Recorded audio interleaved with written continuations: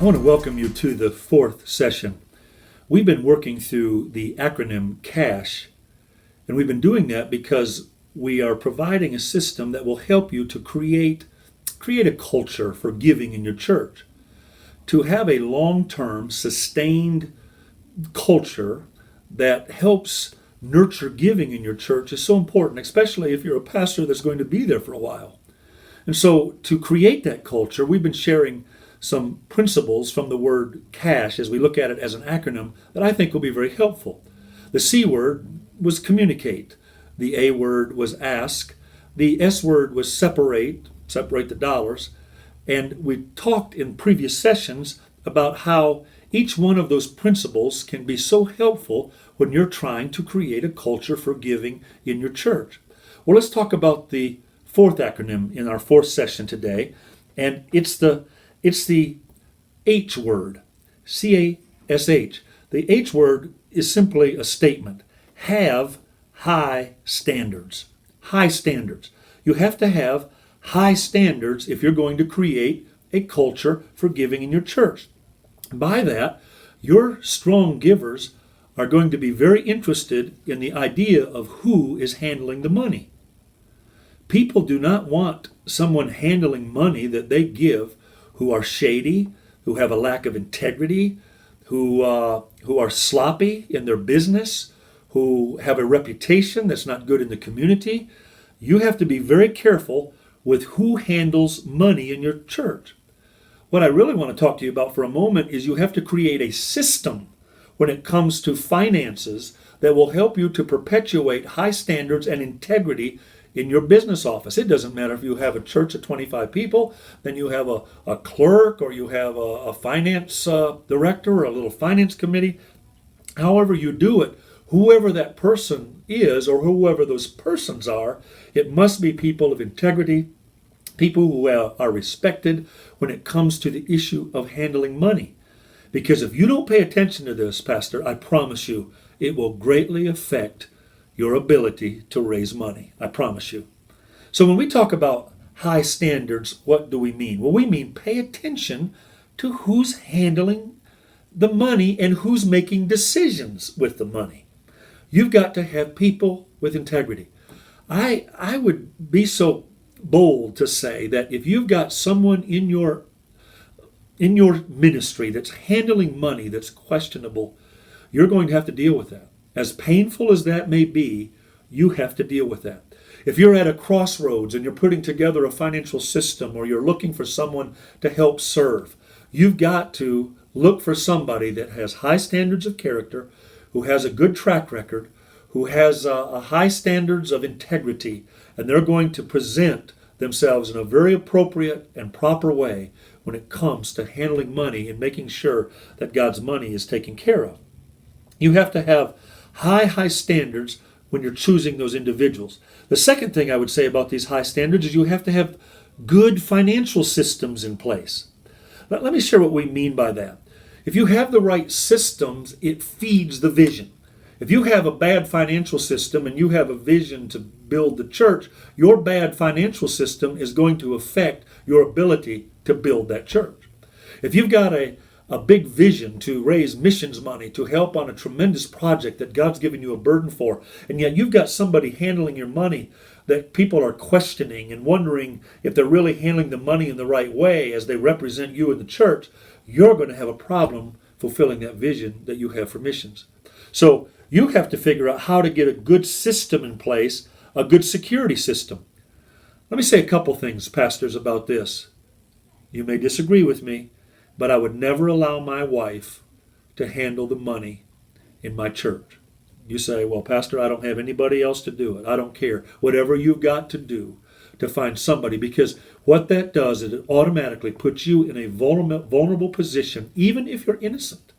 It will look as if there's no accountability, and you and her are controlling the church, and there's no accountability, and she is handling the money, and she's, as your wife, is going to only do what you want her to do. There's no check and balance in that. I would be very cautious about putting my wife in a vulnerable position like that. I would do everything in my power to free my wife from that. If there's any questions about integrity, you don't want your wife in the firing line for something like that. And so I'd be very careful about my wife, a family member, somebody that's very close to me. Be careful with what you're projecting when you do that. So the person you choose is certainly important, but also, I would say, with the security system, make sure that no one is handling money alone. Don't allow anybody, when offerings are collected, tithes are collected, special projects monies are collected, nobody should handle that money alone. It should be taken back where 2 or 3 ushers are together.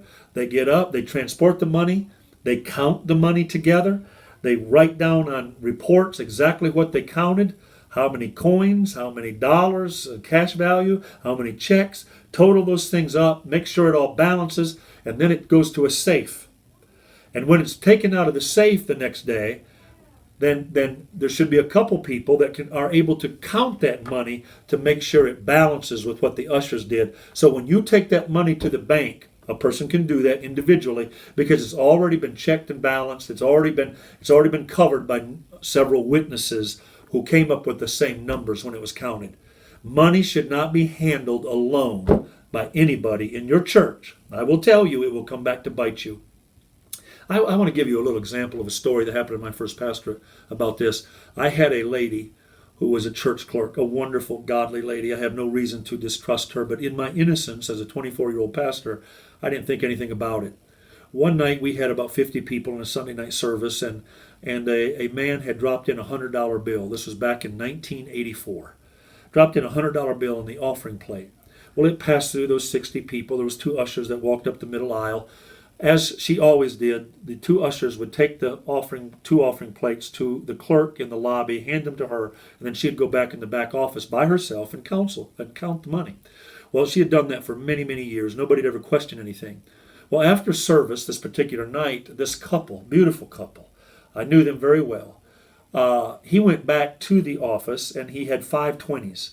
And he said, called the clerk by name, and he said, Miss So-and-so, I would like to exchange these 5 20s for a $100 bill I dropped in. That $100 bill I'm going to put in a card as a gift to somebody, and I don't want to go to the bank and get a $100 bill for it. And so I want to exchange my 5 20s back for the 100 that I dropped in the offering plate. Well, she said she didn't remember seeing a $100 bill, went through the offering pouch, and there was no $100 bill there. They looked and looked, there was no $100 bill there. And yet he had his wife as a witness who saw him put the $100 bill in the offering plate. Now immediately, there's a question. It's not above reproach. There's a question. What happened to that $100 bill? The church clerk began to cry.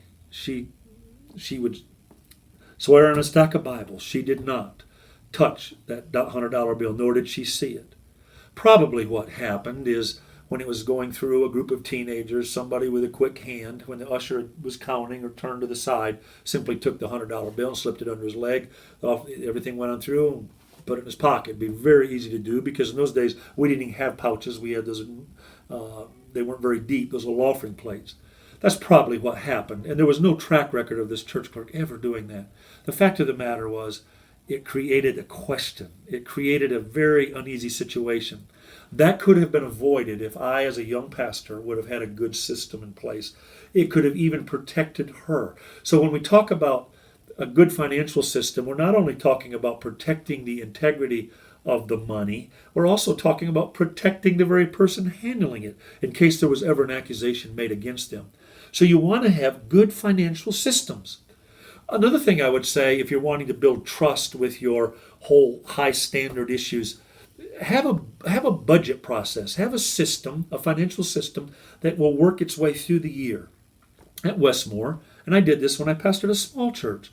It doesn't matter the size of the church. At Westmore, in the end of July, we start talking about the planning calendars for the upcoming year. Our staff, I as a pastor, talk about the kinds of things I can envision happening or seeing in the next year. And so we put our planning calendars together. It's not wise to do a budget before you do the planning calendar because the budget doesn't drive the church, the planning calendar. How are you going to know how you're going to spend money if you don't even have your planning calendar put together? So we start with planning calendars. Every staff member brings in their planning calendar. Then we begin to budget what kind of things each staff person wants to do, what kind of things we envision happening next year. Then we simply apply dollars to that. And when you've done that a few years, it becomes very easy to do.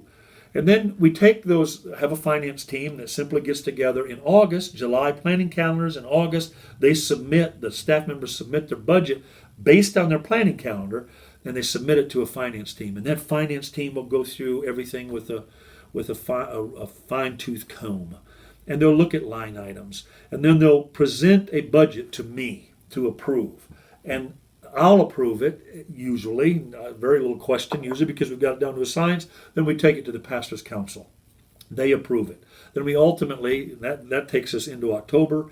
In November, we present it to a congregation in a congregational meeting. And January 1st, it's implemented as we operate on the new year. And so I think it's important to have a good financial system. You're involving people in the process. You have a sense of security. You're talking about what you're going to spend your money for. People are not just getting harebrained ideas and deciding in the last minute they're going to go do this or going to do that. They have a budget and a vision that they put in place on paper. They're praying for it, and they're praying about it, and money is raised for it, and people give toward the operation of the budget and the vision for that upcoming year. And it brings a sense of communication. It brings a sense, it brings an opportunity to ask. It brings, through the budget, we're able to communicate that we're separating the dollars. And we can present the whole thing with high standard and integrity and operate with that budget. I only know of 1 year that we haven't finished in the black. And that was because of the economic downturn year. Every other year, God has helped us and sustained us to finish in the black. I think these principles will greatly help you and provide credibility when it comes to money. You've got to create a culture where giving in your church is easy and is welcomed, and there's a feeling of safety. There's a sense of character and integrity. When you go in and lay your reports down in front of a president of a bank because you're looking to borrow some money to fix a parking lot or to add on to your building or to do a roof, whatever it is you're going to do, you can do that with integrity. And that president of that bank, as he experiences your ability to handle money and how you do that, it'll pay off great dividends in your life. It'll pay off great dividends in your ministry. C.A.S.H. Communicate, ask, separate, high standards. These are 4 critical points that will help you create an excellent culture for giving in your church.